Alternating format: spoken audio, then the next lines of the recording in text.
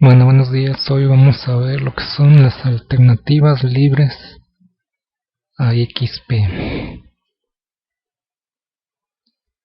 En la agenda tenemos lo que es el software libre, las libertades del software libre, que es una distro Linux, distros más populares, distros 100% libres. Por último, contacto.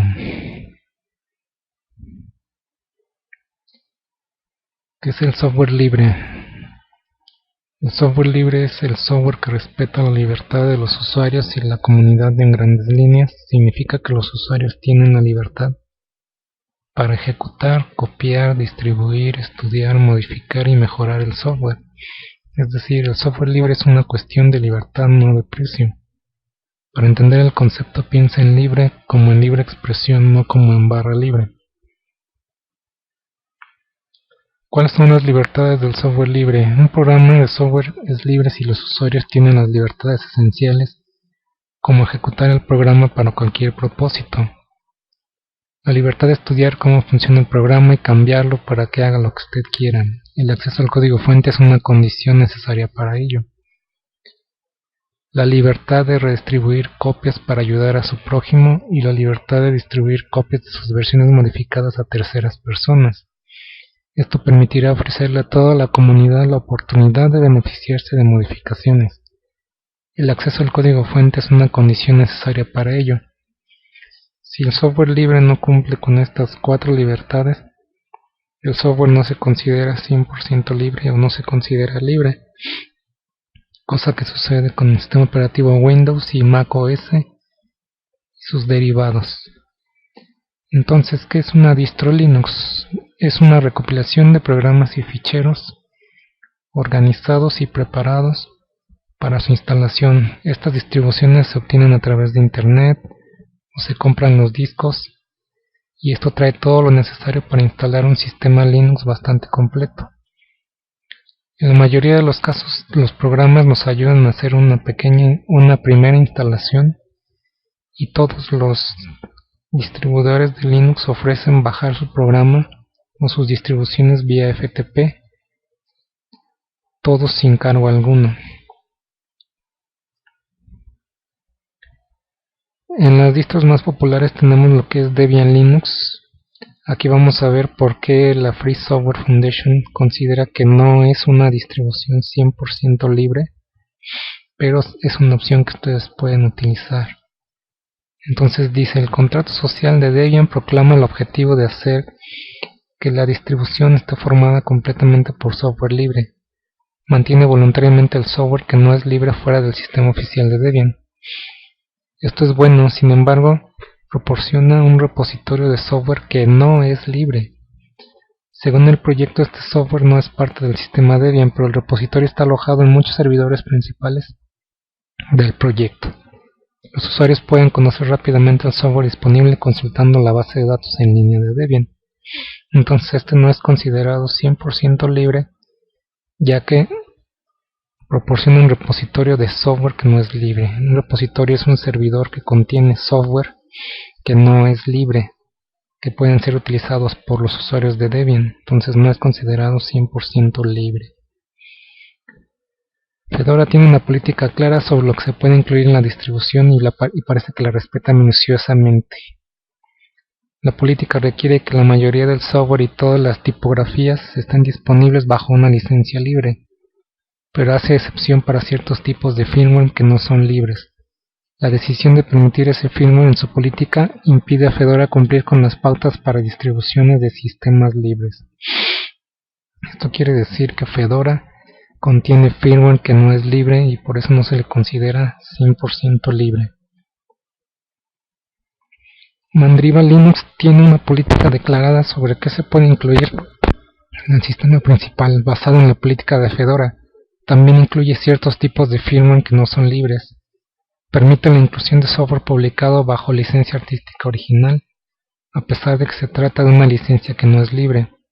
También provee software que no es libre a través de repositorios dedicados. Entonces Mandriva tiene dos limitaciones para ser 100% libre, que es el uso de firmware y repositorios de software no libre. Linux Mint, una de las más populares, no adopta ninguna política contra la inclusión de software privativo. Incluye blobs binarios que no son libres en los controladores, empaquetados con el kernel, además de programas privativos en repositorios y códecs que no son libres.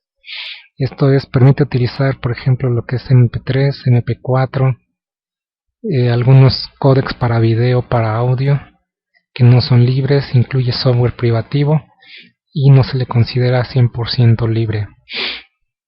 Otra de las más populares, como es OpenSUSE, ofrece acceso a repositorios de software que no son libres. Esto es un ejemplo de que abierto es más débil que libre, entonces OpenSUSE es muy popular. Sin embargo, ofrece accesos a repositorios de software que no son libres y no se le considera como tal. Red Hat también es una de las más populares, solo que este es de paga, entonces sigue las políticas igual que Fedora para licencias, con una excepción. Así no la aprobamos por las mismas razones. Además de ello, Red Hat no tiene ninguna política en contra de poner a disposición software privativo para el sistema a través de canales de distribución complementarios. Entonces Red Hat no se considera libre porque pone a disposición software privativo a través de canales complementarios. Ubuntu, otra de las más populares, provee repositorios específicos de software que no es libre. Promueve y recomienda explícitamente bajo el nombre de Ubuntu software que no es libre en sus canales de distribución. Ofrece la opción de instalar únicamente paquetes libres, lo cual significa que ofrece la opción de instalar aplicaciones que no son libres. La versión del kernel de Linux incluye en Ubuntu objetos binarios de firmware, que son conocidos como blobs. Entonces, la política sobre la marca registrada de Ubuntu prohíbe la redistribución comercial de copias exactas de Ubuntu, negando una importante libertad. No se le considera libre porque provee software no libre, provee firmware que no es libre, y también evita o prohíbe la redistribución comercial de copias exactas de Ubuntu. Entonces no se le considera 100% libre.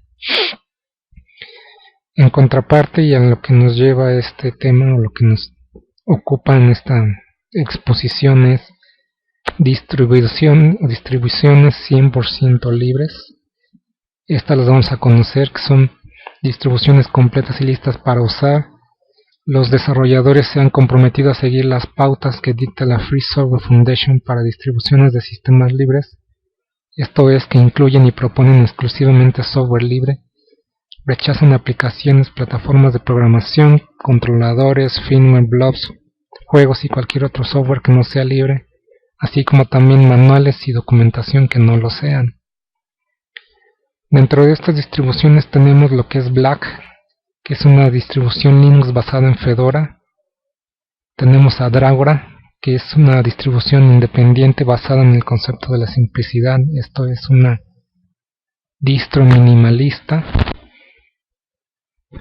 Tenemos a Dynebolic, que es una distribución que pone énfasis en la edición de audio y video, es como un equivalente al Ubuntu Studio.